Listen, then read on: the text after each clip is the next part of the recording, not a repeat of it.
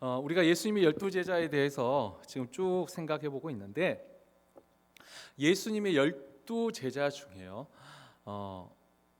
전혀 그 어떤 에피소드라고 하죠, 일화가 전혀 기록되지 않은 사도가 딱 2명 있습니다. 나머지 10명은 그래도 뭐 크든 작든 뭐 어떤 사건들, 이야기들이 하나씩 다 에피소드가 있는데, 딱 2명만 그런 에피소드가 없고 이름만 소개된 사도가 2명 있습니다.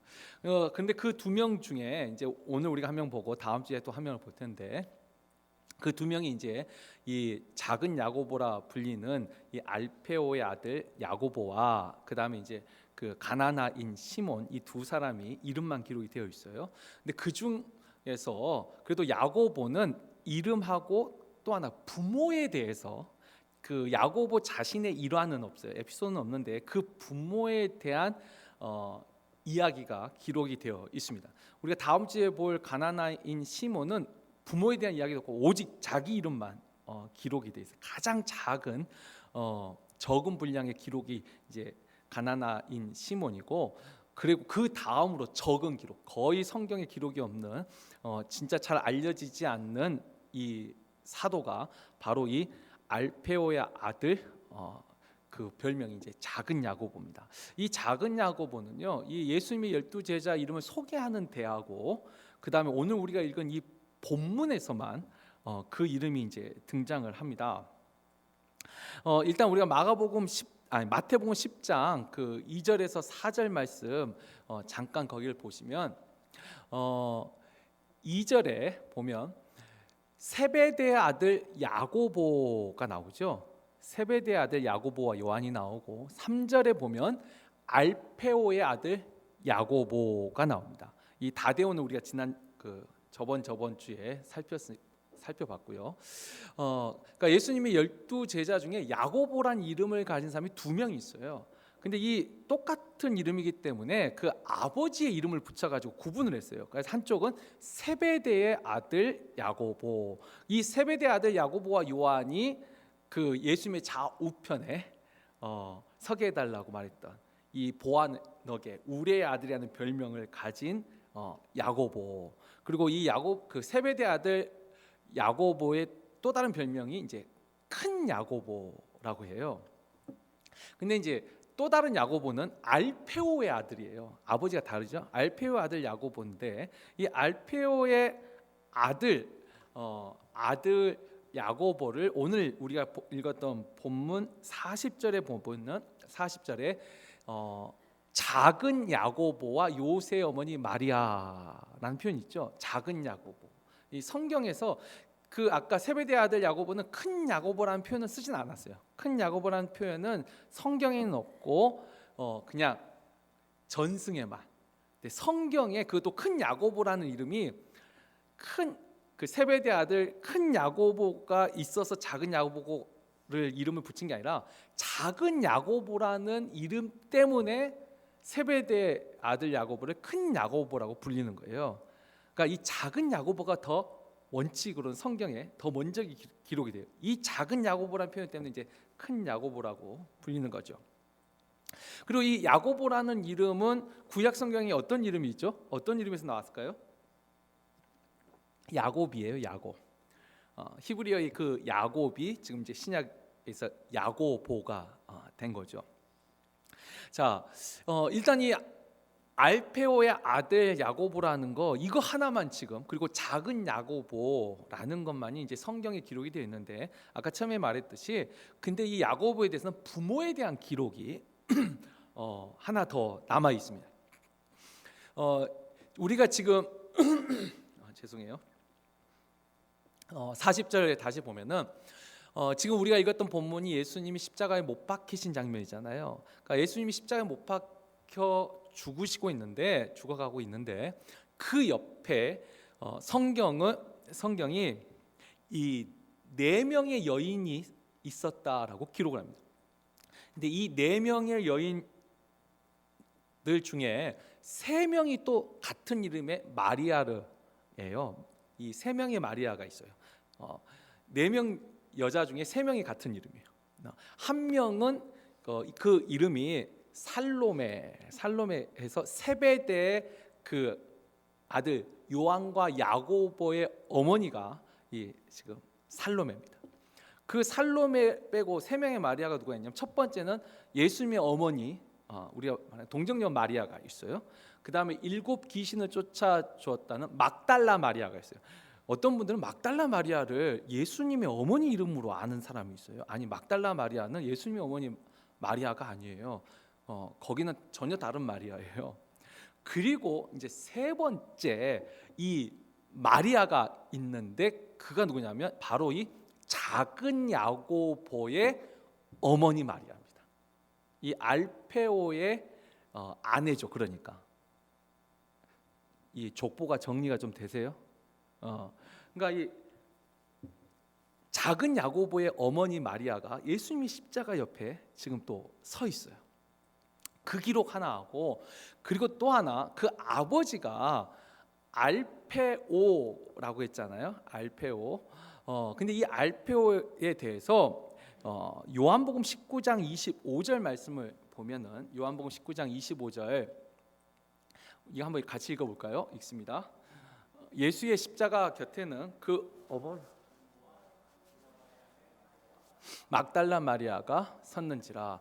여기도 십자가 곁에 서 있는 4명의 여인 나오죠. 그 중에 이모가 누구겠어요? 아까 살로메예요. 살로메가 이모로 나와요. 그러니까 예수님의 어머니 마리와 그다음 아까 귀신 쫓아낸 막달라 마리아, 그리고 또 한 명이 아까 작은 야고보의 어머니 마리아였잖아요. 근데 작은 야고보의 어머니 마리아를 여기서는 어떻게 소개를 해요? 글로바의 아내 마리아라. 아까 그러면 있잖아요. 작은 야고보의 아버지 이름은 뭐죠? 알페오잖아요. 뭐예요? 성경이 틀린가요? 아니요. 우리가 잘 보면은 그 당시 유대인들이 이름이 몇 가지가 있었어요. 아람어식 이름도 있고 유대식 이름도 있고 헬라식 이름도 있고, 또 이 어느 지역에 또 누구의 아들, 이런 식의 여러 가지 그 이름을 부르는 표현이 있었다는 걸 알 수가 있는데, 다시 말하면 알페오의 또 다른 이름이 글로바였다라는 거예요. 자, 그렇다면 글로바는 또 누구죠? 이건 제가 이제 그 주일날 설교했었나요? 엠마오로 가는 두 제자 한번 설교를 했었잖아요. 그 엠마오로 가는 두 제자 중에 한 사람의 이름이 글로바입니다. 그러니까 이렇게 좀 성경에 이렇게 흩어져 있지만, 흩어져 있는 내용들을 종합해 보면은 어떻게 되냐면, 이 알페오의 아들 작은 야고보의 아버지 글로바, 알페오이면서 글로바인 그 아버지는 엠마오로 가는 그 두 제자 중에 한 사람으로, 또 그때 설교할 때도 말씀드렸지만 전승에 하면 예수님이 파송했던 70인 제자 중에 한 사람이 글로바였어요. 그러니까 12제자 말고 70인 제자 속에 들어가는 사람이 또 그 아버지. 그리고 그 어머니는, 그 어머니 마리아는 예수님의 십자가를 지켰던 바로 옆이죠. 그러니까 예수님의 어머니 마리아, 그 막달라 마리아, 그다음에 아까 그 살로메, 그리고 이 작은 야고보의 어머니 마리아, 예수님의 십자가 곁을 지켰어요. 다시 말해서 다른 사도들 일단 부모 이야기는 없잖아요. 그 요한과 야고보의 어머니 그 살로메만 지금 그것도 어머니 이름만 나왔고, 작은 야고보는 적어도 부모가 그 아버지나 어머니나 두 사람 다 왜 오늘따라 계속 간질간질한지 죄송합니다. 두 사람 다 예수님의 제자로, 또 예수님의 최측근에서 예수를 따르던, 어찌보면 가정이 다 야고보와 그 어머니와 그 아버지 다 예수님 곁에서 예수님의 제자로 최측근에서 예수를 따르던 사람들입니다. 자, 이와 같은 이 정보가 이제 성경에 기록된 전부입니다. 근데 이것만 가지고 우리가 이제 작은 야고보에 대해서 추측하기에는 약간 좀 부족함이 있어서, 그다음 그 이 유대 전승과 또 특별히 요세푸스가 유대 역사를 기록을 했어요. 이 요세푸스라는 사람의 유대 역사가 성경과 함께 이스라엘 역사와 이 유대 역사를 연구하는데 아주 중요한 그 자료가 되거든요. 이 요세푸스가 이 야고보에 대해서 평가한 말이 있습니다. 이 요세푸스가 그 기록을 보면은 가장 중요한 말을 한 그 평가를 내렸는데 어떻게 했냐면 예수를 가장 많이 닮은 제자라고 기록을 했어요. 이 특별히 작은 야고보에 대해서. 그래서 우리가 아까 했죠. 작은 야고보라는 그 이름이 가지고 있는 의미가 있어요. 성경이 특별히 마가복음에서도 또 이미 그 초대교회에서도 이 알페오의 아들을 그냥 알페오의 아들, 뭐 세베대 아들처럼 그렇게 부르지 않고 항상 작은 야고보라는 표현을 썼어요. 근데 이 작은 야고보라는 표현을 썼던 이유가 무엇일까? 이제 그것은 우리가 찾아보긴 참 어려운데 추측을 해볼 수는 있어요. 뭐 첫 번째 가능한 추측은 이 작은 야고보가 나이가 어렸기 때문에 그 세베대 아들 야고보보다 나이가 어렸기 때문에 뭐 작은 야고보라 불릴 수도 있고 또는 뭐 키가 작아서 그럴 수도 있겠고 또 이 세베대 아들 야고보는 이 12사도 중에 최초의 순교자잖아요. 나중에 또 우리가 살펴볼 텐데 그 영향력에 있어서 아마 영향이 작기 때문에 작은 야고보라 우리가 이렇게 추측을 할 수 있을 거예요. 근데 요세푸스가 말한 것에서 우리가 이제 아주 중요한 힌트를 얻을 수 있는데 가장 예수를 많이 닮은 제자였다. 가장 많이 예수를 닮았다. 도대체 무엇을 보고 이 야고보가 예수를 가장 많이 닮았다고 했을까? 여기에 이제 우리가 생각해야 될 그 핵심이 있죠. 그리고 또 하나 이 요세푸스가 남긴 기록에 또 다른 기록이 하나 뭐냐면 기도를 가장 많이 한 사도로 기록을 해놨어요. 이 작은 야고보를. 물론 여기서 여러분이 이제 혹시 상식으로 알고 계시는 분이 계실지 모르겠는데 낙타무릎이라는 뭐 책도 있어요. 근데 낙타무릎이라는 실제 별명을 가진 제자가 있죠. 누구죠? 그 사람이 야고보입니다. 근데 이 야고보는 지금 이 가장 작은 야고보는 아니에요. 이건 주님의 동생 그 야고보. 나중에 예루살렘의 교회의 큰 기둥이었던 그 야고보를 그 지칭하는 별명이 이 낙타무릎이에요.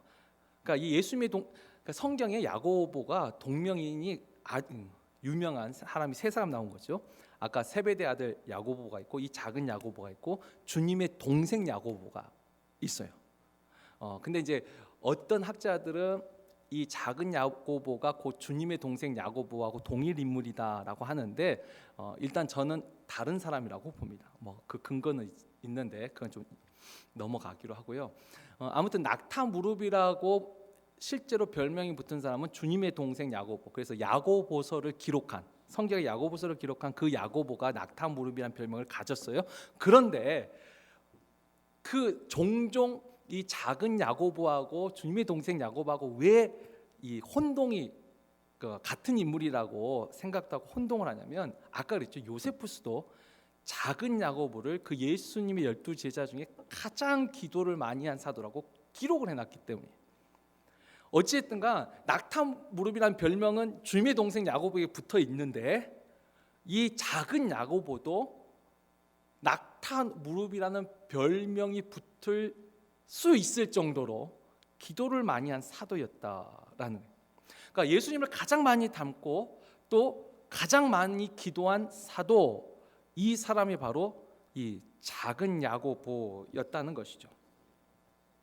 자, 우리가 그래서 이 성경에 기록되어 있는 그 야고보의 어머니와 아버지 그 부모의 그 모습과 그리고 이 작은 야고보에 대한 요세푸스의 기록과 또 이 작은 야고보라고 이미 성경에도 기록되었을 뿐만 아니라 계속 그렇게 그 이름이 불려진 이 야고보를 통해서 우리가 무엇을 어떤 결론을 낼 수 있냐면은 이 사도 야고보는 그러니까 이 작은 야고보는 다른 열두 이 제자, 특별히 큰 야고보하고는 어찌 보면 좀 모습이 다르죠.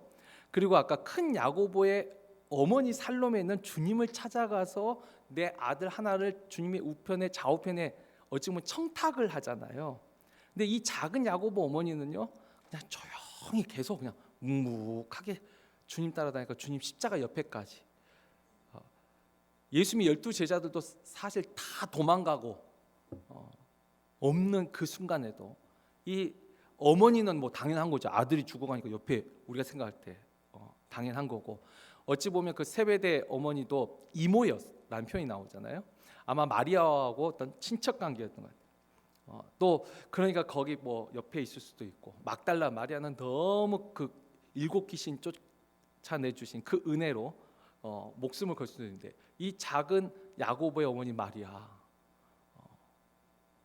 정말 어쩌 보면 목숨도 걸고 그 주님의 십자가 옆을 지킨 4명의 여인 중에 한 명으로 정말 말없이 묵묵하게 그 자리를 지켜요. 그리고 그 아버지 글로바도 엠마오로 가는 때 그 모습을 보면 슬픔 속에서 걸어가잖아요. 그 아버지 글로바도 70인 제자 중에 한 명이었던 그 아버지도 어찌 보면 참 이 두 부모 성품이 참 조용해요. 지금 나서지 않아요. 근데 묵묵히 주님을 따르는 거예요. 근데 이 아들 야고보가 그 부모의 성품과 좀 비슷한 것 같아요. 이 부모의 성품과 비슷하게 작은 야고보도 별다른 에피소드도 없어요. 일화도 없어요. 아마 그러니까 다른 사도들이 이렇게 기록할 때 야고보가 근데 예수님 따르는데 야고보가 아무 말도 안 했겠어요. 아무런 사건이 없었겠어요. 그런데 야고보는 정말 기억할 만한 것도 없었던 것 같아요. 우리가 잘 아다시피 아까 그 세베대 아들 야고보와 요한, 거기는 야망이 있었잖아요.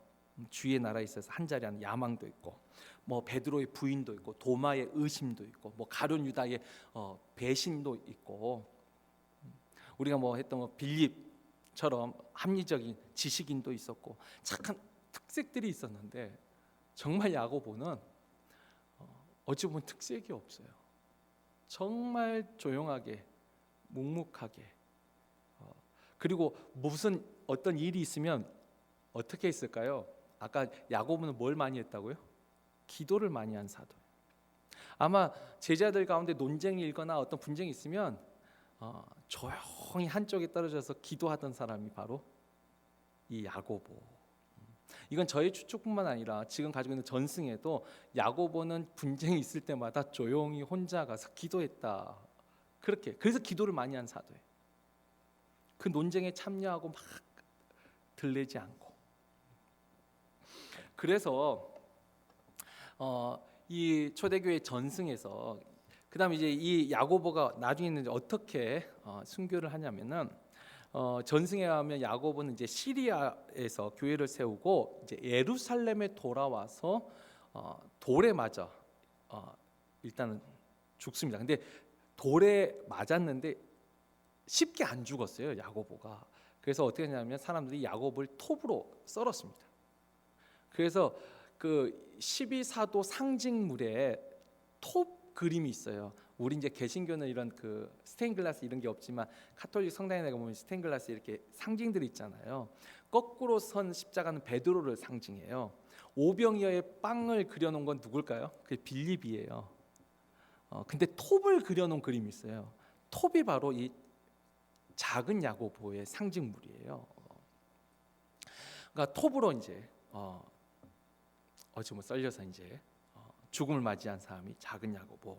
근데 이 초대교회에서는 이 작은 야고보를 아까 요세푸스는 예수님을 가장 많이 닮은 사도였다라고 표현을 하고, 초대교회는 12제자 중에 그 앞에 붙은 수식어처럼 늘 가장 작은 자, 그러면서 또 소외된 자, 연약한 자의 늘 대표로 언급되는 사도가 바로 이 작은 야고보입니다. 그러니까 조용히 말없이 힘없이 그러면서 기도하고 하나님을 의지하고 주를 의지한 사람들의 대표로 초대교회 전승에서는, 성경에 진짜 아무 기록이 없지만 오히려 초대교회에서는 참 많이 사랑받는 사도가 이 작은 야고보였어요. 자, 그러면 이제 말씀을 맺습니다. 뭐 기록도 없기 때문에 제가 말씀드리는 이게 전부예요. 그 부모의 조용한 성품, 그리고 그 앞에 붙은 작은 야고보라는 그 작다라는 표현 속에 이 초대교회가 인정했던 정말로 연약한 사람들, 또 소외되고 작은 사람들의 대표가 작은 야고보, 그리고 요세푸스의 이 평가, 예수를 가장 많이 닮은 사도였다. 예수의 어떤 점을 닮았길래 가장 많이 닮았다 했을까요? 우리가 잘 아는 예수님은요, 성육신 하신 하나님이죠. 낮은 자로 오신 분, 섬김을 받으려는 게 아니라 섬기려고 오신 분. 어찌 보면은 아까 세베대 아들 야고보하고는 좀 완전히 좀 다르잖아요. 여기는 예수님의 좌우편에 한 자리 하려는, 그러나 이 작은 야고보만은 정말 늘 섬김의 자리, 기도하는 사도.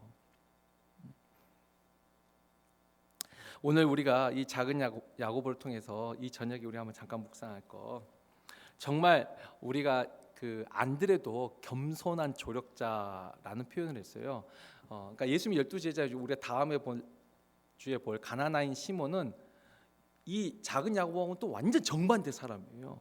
정반대 사람 모습인데, 어쨌든 12제자 중에 이렇게 조용히 예수를 따르고 다른 제자들을 섬기고 돕는 안드레와 이런 작은 야고보와 같은, 이와 같은 제자들이 있었다라는 거예요. 우리가 12제자를 지금 묵상하면서 뭐 12제자의 지식을 늘리는 건가요?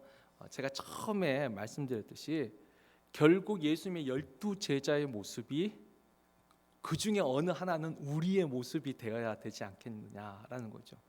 예수님을 믿고 예수님을 따르는 우리가 그리스도인이요 제자라고 말한다면, 그 예수님의 12제자 중에 한 사람의 모습을 우리도 가지고야 될 텐데, 어떤 사람은 정말 겸손한 조력자인 안드레와 같은 그런 모습을 가질 수 있고, 또 어떤 사람은 그 속에 간사한 것이 없는 진실한 믿음을 가졌다라고 인정받은 나다나엘, 이 바돌로메와 같은 그런 사람이 있을 수 있고, 또 빌립처럼 아주 합리적이고 이성적인 사람이지만 믿음으로 그것을 이겨내는 사람이 있을 수 있을 것이고, 또 다데오처럼 진정한 말씀 순종을 통해서 명성을 얻는 것이, 진정한 명성은 화려한 명성이라는 것이 아니고, 진정한 명성은 하나님의 말씀에 대한 순종을 통해서 얻는다 하는 이와 같은 말씀 순종을 통한 다데오 같은 제자가 있을 것이고, 또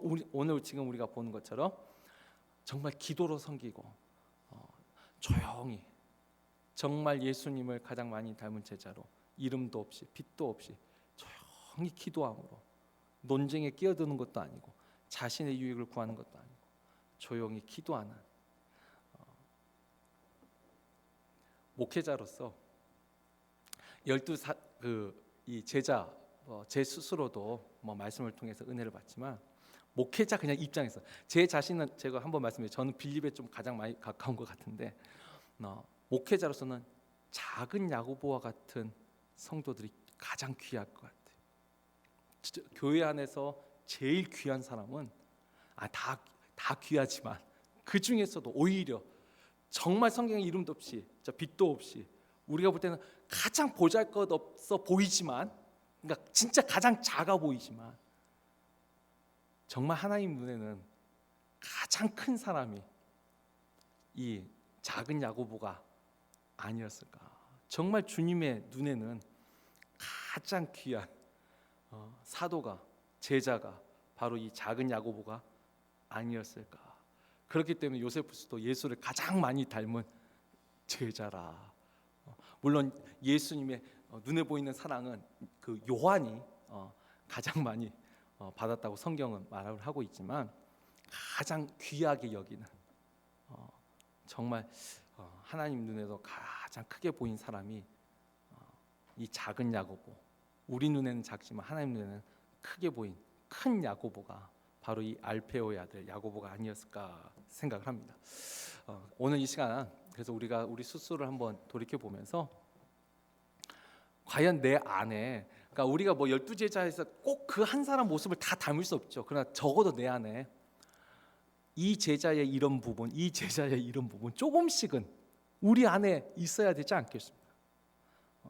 때로는 안드레와 같은 겸손한 조력자의 모습도 있어야 될 것 같고, 또 진실한 믿음으로 주님 앞에 칭찬받을 때도 있고, 그런데 오늘 또 하나의 모습, 정말 작은 야고보처럼 겸손하게 자기 자리에서 주님을 조용히 묵묵하게 기도하면서 따라가는 이와 같은 제자의 모습, 이런 모습이 하나님 나에게도 있게 하여 주옵소서.